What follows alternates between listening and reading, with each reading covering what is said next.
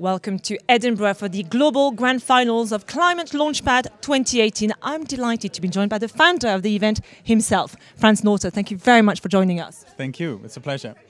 So the event is now in its 5th year. How do you reflect on what's been achieved over the past 5 years? Because it's become quite big, hasn't it? It is, yeah. Want to hear a little secret? It was meant to stay very small. So we started, it was meant to be a marketing thing for something really important in Climate-KIC, the accelerator, and we thought it was a nice way to find new ideas in other countries where we didn't have a presence. So we started really small, try to keep it small, and then we got all these calls from other countries. We never sent out any marketing materials. It's like, can we join? And the first year I was like, not really, because we're busy with other stuff that's more important. And then sort of in the 3rd year it clicked like, if so many countries want to join, why don't we try to make it big? So that happened. So the 4th year we had, I think last year we had 35 countries, this year 44. And our problem is actually we have a waiting list of 40 countries that want to join, which in a way is very good because we actually think that you need probably about 100,000 startups that try to attack climate change to fix it. It's like a big problem, so we need many people working on ideas to see if we can fix it. How do you explain this momentum? Well, it's partly a generation thing. So I see this sort of this young generation just as idealistic as we were, and it seems they're less interested in sort of this story about get really rich. They seem to be more interested in, well, I want to do something useful while I'm on the planet. I want to have impact. And then the message also, but I also need to make money. So I'm from sort of the 80s when we were like, well, I don't need money either. So this generation seems to combine this wish for impact and on the other hand, sort of the clarity of mind to say, well, we do need money for that. So founding a business that tries to have an impact, it seems to me that is what attracts the people that want to join ClimateLaunchpad, the teams. And then the other thing, so how ClimateLaunchpad is organized, it runs with local partners. We have a very small team on the central level, so to keep everything super cheap.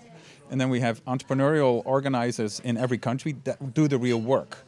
And those are the people that give us the call, say, can I join? So it seems, and it's one of the ways, sort of why this work for me is so inspiring, in every country in the world, there are people that want to work on this issue in an entrepreneurial way. And they find us, we don't find them. One third thing that has been really inspiring from the last years, we have so many female founders. So it's about 40% of the teams that apply are female founders, which is, if you look at the normal sort of tech founder statistic, is more like 5 to 10%. And the thing is, we never tried to market it that way. They just found us. So there seems to be also something on the side of, well, in normal tech, women don't really feel invited. And they seem to sort of take this stage and say, well, here's where we want to be. So it's a great platform for all kinds of entrepreneurs to basically share their ideas and, like you said, get some funding, because that's very important, isn't it? Well, we don't do the funding. So I'll tell you one more secret about ClimateLaunchpad. It's actually not a competition. This is more like a business school program. But if you say to entrepreneurs, here's a school, they go like, well, that's boring. I already went to school and I didn't like it. So the way to get the entrepreneurs in to say, well, here's a competition. Oh, I like competition. That's how they get in. But then we give them a program, which is 4 months of teaching. And that's why we also focus on really early stage startups that don't have money yet, that have not been incorporated for more than a year, and that are not selling even to customers yet. So it's really for the first time early stage entrepreneurs.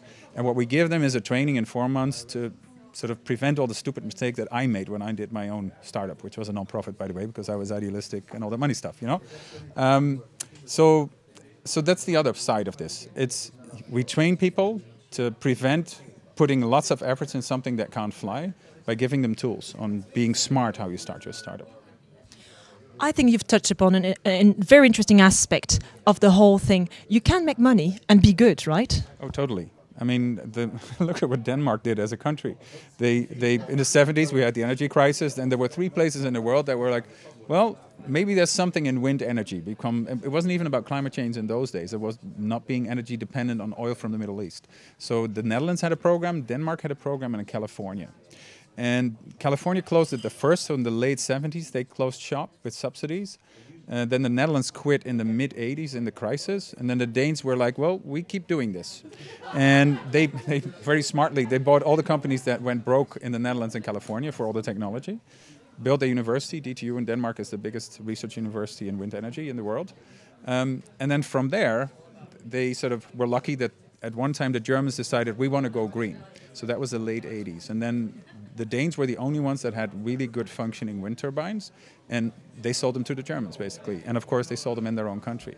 And now I think if you look at the economy of Denmark, about 4% of that economy is run on a technology that everybody in the 70s was laughing at. Like, that's for people with woolen socks, you know? And it was alternative energy for alternative people. It's fantastic industry to be in right now, and it's only growing. So that's even on a country level. It's about being entrepreneurial and making money. And then, yeah, just look at, well, Tesla, of course, is the key example of one startup that did an unlikely thing. It completely transformed the whole car industry.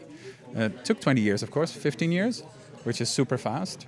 And that's also why we started ClimateLaunchpad. Like, if we have thousands of people trained and compete and sort of learn how to do these things, of course, not all of them will grow into big companies, which is fine. And people might fail even. Well, it's certainly going to be a wonderful experience for them just to learn. And it's going to be a cheap experience because we give them the tools to do it cheaply. But I'm sure that we now have supported about 3,000 teams. Of those, some of them will become really big companies.